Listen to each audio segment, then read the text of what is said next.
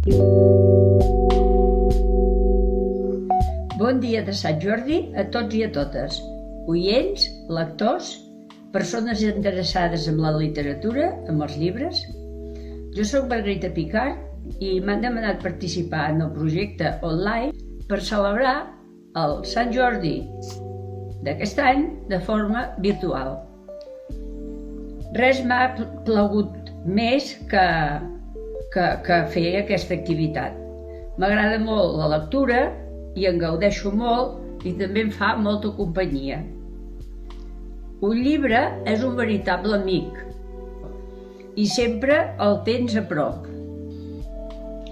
El llibre que us recomano es diu Pluja d'estels i és de la Laia Aguilar, edició Destino, i és Premi Josep Pla del 2020 d'aquest any. És molt recent, és sortit del forn aquest llibre. De què va aquest llibre? Doncs us en faré un petit resum.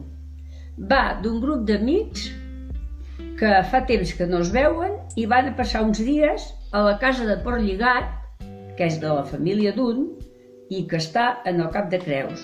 És una novel·la molt ben escrita, lleugera i entenedora.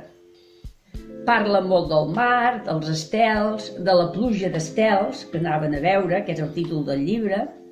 Parla de les roques, dels còdols, de les aigües transparents del mar. Bé, deixa veure de forma molt clara també les relacions entre aquells amics que es troben allà que fa 5 anys que no es veuen. Parlen dels sentiments que experimenten entre ells, d'uns amb els altres i d'ells mateixos.